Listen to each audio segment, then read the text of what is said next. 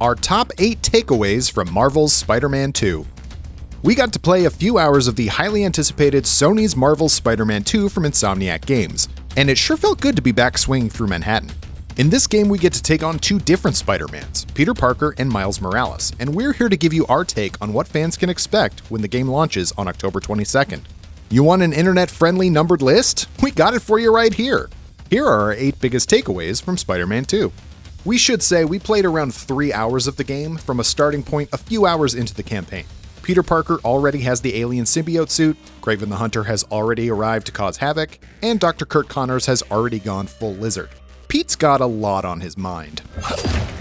But that brings us to takeaway number 1. Peter and Miles have their own individual stories in addition to their team-up moments. In the bit we played, Peter is dead set on finding Doc Connors and finding a cure, because that cure will inevitably lead to a cure for Harry Osborn, who's back in action in this game.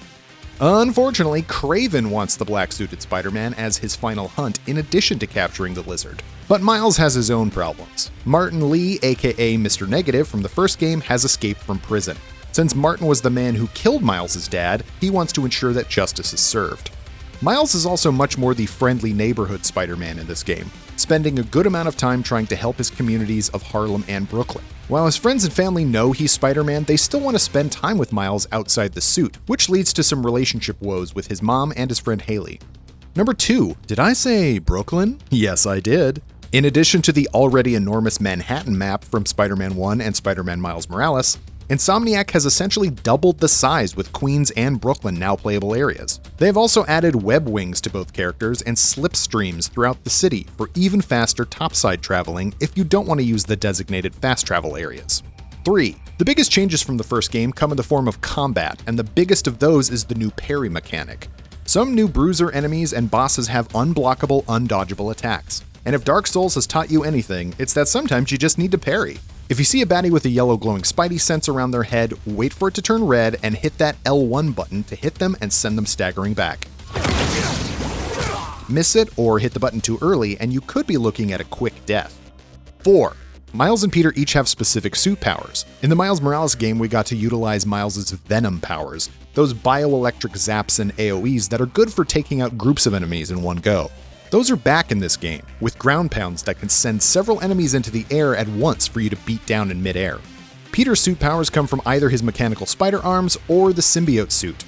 These include massive punches, picking up enemies by the face and slamming them into the ground, or a huge AoE where the suit starts to look like a koosh ball. Remember koosh balls? 5. The gadgets are back! If you were a fan of taking down enemy waves with Peter and Miles' spider tech in their first games, you're in luck. In the section we played, we had access to mini web missiles and, my personal favorite, a disc that shoots web snares in all directions and then slams whatever it catches all back together. So this could mean 4 enemies bonk heads, or 1 or 2 enemies get a destructible object to the noggin. 6. Stealth is still a major part of some encounters, both story and side mission. If you're like me, you love hiding up in a perch, webbing a goon, and pulling them into the rafters. Spider-Man 2 makes this a bit easier with the addition of a web line you can shoot between 2 points to make your own DIY ledge. Think of it like a clothesline, except instead of drying jeans, it's full of bound thugs. 7. Did I mention side missions? Yes, I did. This game still has its fair share of ancillary content to fill out the open world. We still have rooftop bases full of baddies, still have missions where you chase something around trying to catch it, and you can still take pictures of important landmarks. This time, however, those pictures are more than just Easter eggs. Robbie Robertson wants pictures of positive things and places throughout the city. He's kind of the anti-J. Jonah Jameson.